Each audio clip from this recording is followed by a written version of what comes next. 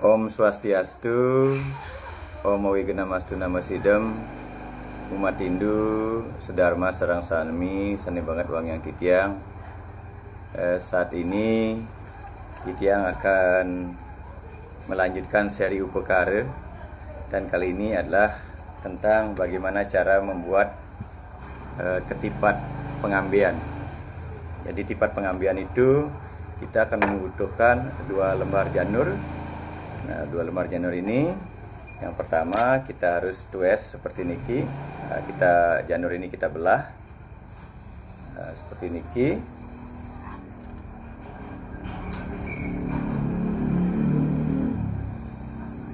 Seperti niki. Kita akan menggunakan 2 lembar janur. Nah, kita bagi seperti niki.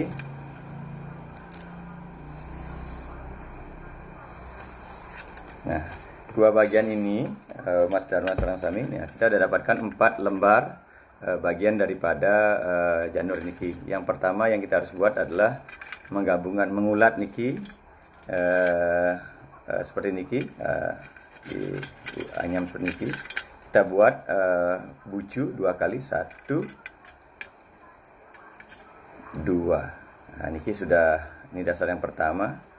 Nah, setelah itu kita ambil janur yang satu lagi tadi, dan kita buat pola yang sama, yaitu membuat 2 sudut, 1, 2. Nah, niki sudah yang kedua. Nah, kalau sudah dapat 2 sudut niki, kemudian langkah selanjutnya adalah menggatokkan. Nah, menggatokkan 2 sudut niki. Jadi 2 sudut ini kita gatokkan seperti niki, kita anyam.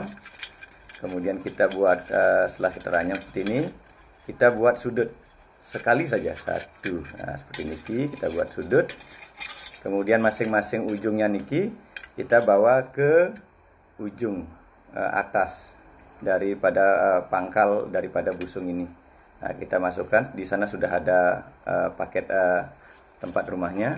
Demikian juga yang ujungnya niki kita masukkan seperti niki.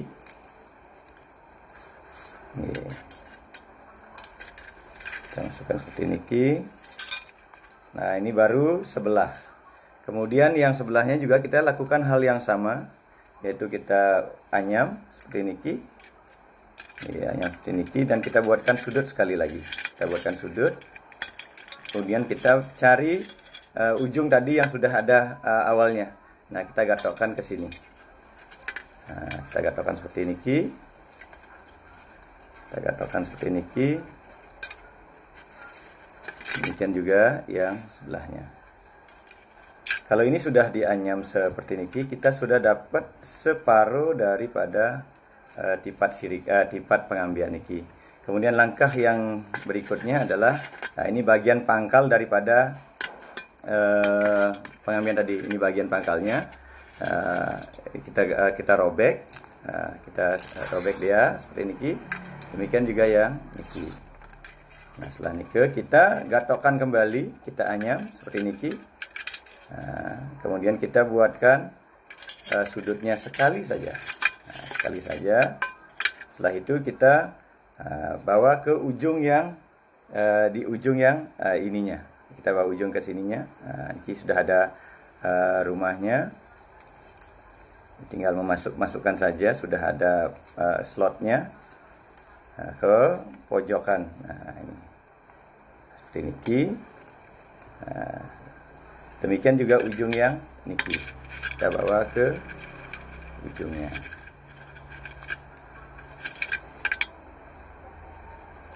Nah, seperti niki. Nah, kita sudah dapat niki. Jadinya akan seperti niki. Kemudian kita masih ketinggalan 1. Nah, niki pangkal yang sebelahnya lagi. Yang niki kita juga lakukan hal yang sama, robek di niki. Kemudian kita buat anyam lagi seperti biasa. Kemudian kita buatkan sudut sekali saja. Kita buatkan sudut sekali saja, dan kita gatokkan ke pangkalnya niki. Nah, niki sudah ada rumahnya, tinggal kita masukkan ke sana. Pelan-pelan saja. Oke, kita masukkan ke sini.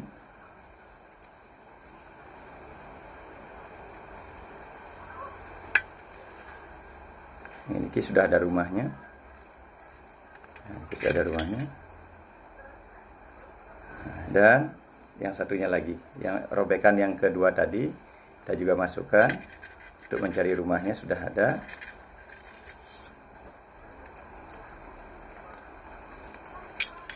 Nah, kalau ini sudah masuk semuanya, kita sudah dapat satu buah ketipat pengambian. Cuman ini belum rapi, kita upetang dulu, tinggal tarik ujung-ujungnya seperti ini. Nah, ciri daripada tipat pengambian ini adalah seperti ada ujung-ujungnya, seperti ada sudut-sudutnya. Jadi sudut-sudut daripada tipat pengambian inilah yang memberikan ciri tersendiri tipat pengambian. Nah, tipat pengambian ini diletakkan di banten yang disebut dengan banten pengambian. Biasanya kalau Bapak Ibu Mas Dharma membuat ayaban tumpeng seperti tumpeng 5, nah di sana akan ada banten peras, pengambian, dapetan. Maka salah satu yang kita buat untuk melengkapi ayaban itu adalah pengambian. Nah, dalam banten pengambian itu akan ada ketupat yang disebut dengan tupat pengambian.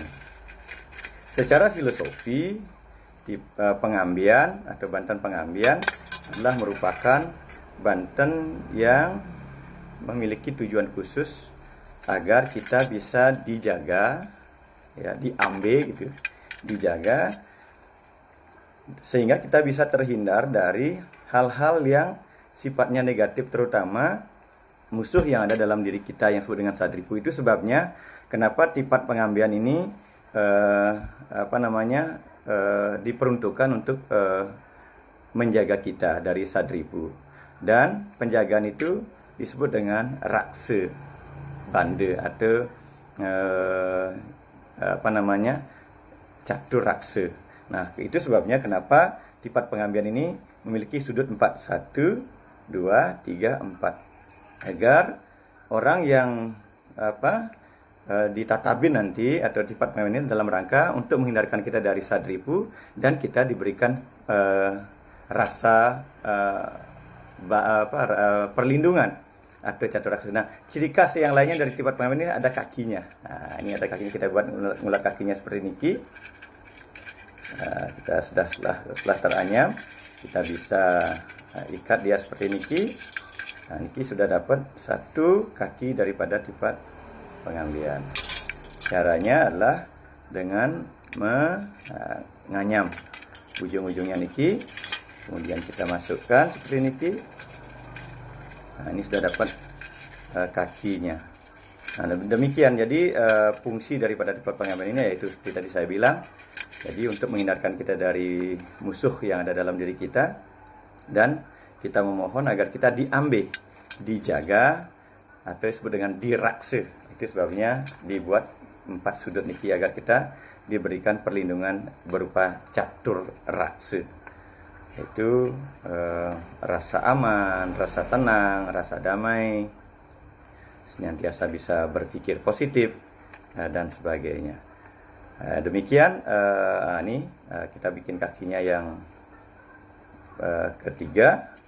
Jadi salah satu ketipat yang unik ketika Bapak Ibu membuat banten ayaban, mau tumpeng 5, tumpeng 7, tumpeng 11, tumpeng 22, tumpeng 33, dan upacara-upacara yang lainnya, maka tipat pengambian ini akan selalu menyertai sorohan banten ayaban, mulai dari yang paling kecil sampai dengan banten yang paling besar.